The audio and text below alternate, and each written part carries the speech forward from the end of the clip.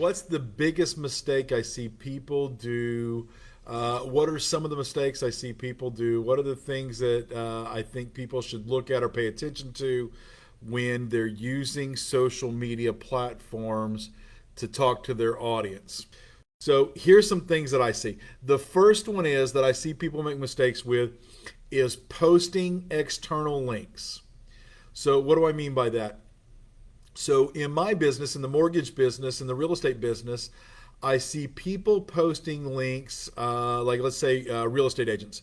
I see them posting links to outside systems, outside services, and let's say it's your local MLS. Let's say it is that horrible Z word. Let's say it's Realtor.com. Whatever it may be, that's one of the biggest mistakes I see. And the analogy that I give to people is you've got to realize that all social media is trying to build an audience.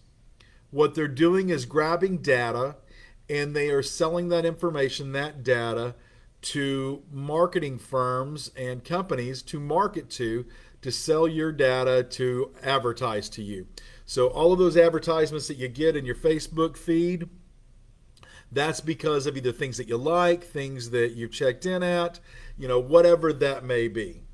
So if you try and take someone out of the ecosystem that piece of social media has built, and you try and take them to another competing either piece of social media, website, anything like that, it's going to upset the first one. Inside of Facebook, they want you to stay inside of Facebook. They don't want you going to YouTube or any other outside system. They don't have a problem with inside systems. So if it's Instagram, so Facebook and Instagram get along.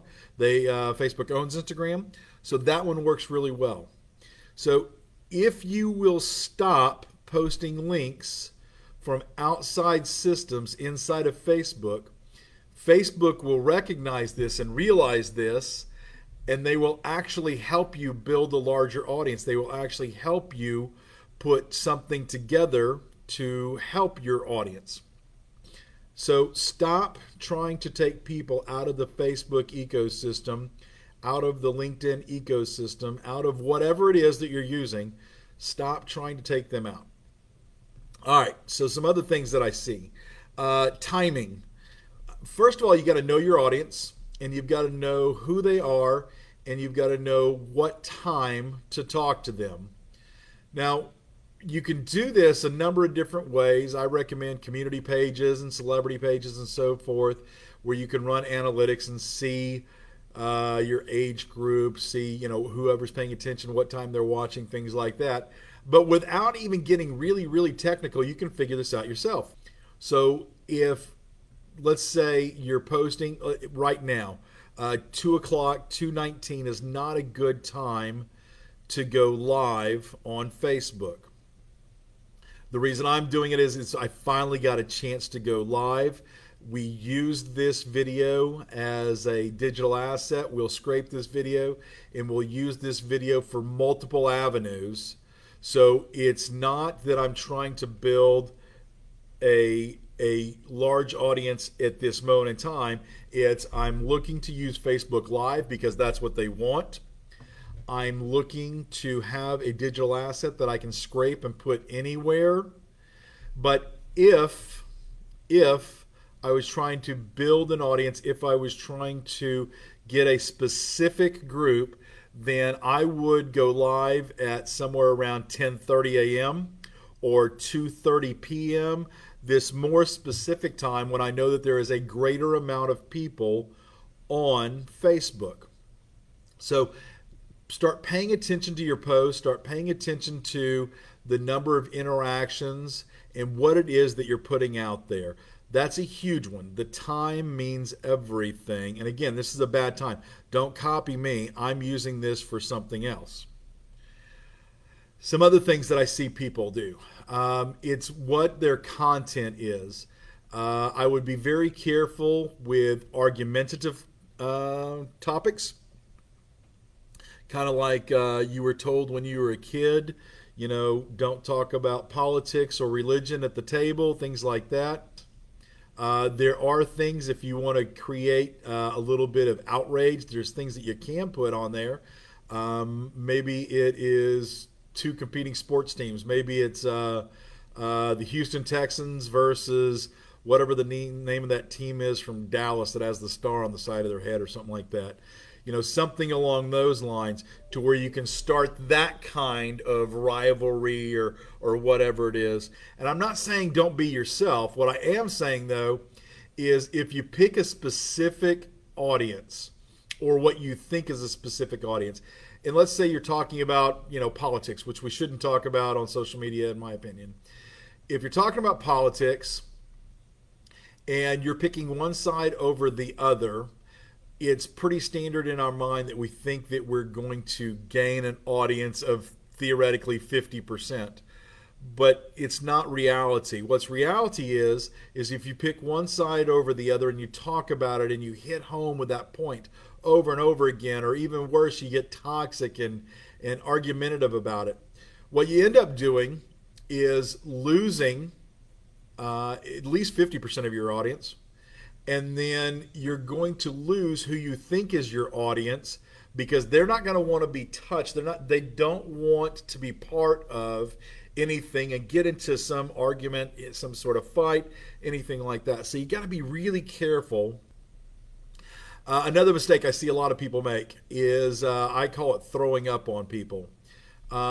If all you do, every time you post, every time you do a video, every time you do anything on social media, and it's the same thing repetitive over and over again, people get tired of watching that. They don't want to be a part of it. They'll change the channel.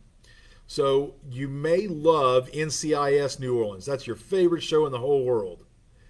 But if you had to watch the same episode over and over and over again, after about the second, third time, you're done watching that episode. So for my real estate agents that are out there, if all you do is talk about real estate every time you get on social media, people are going to change that channel.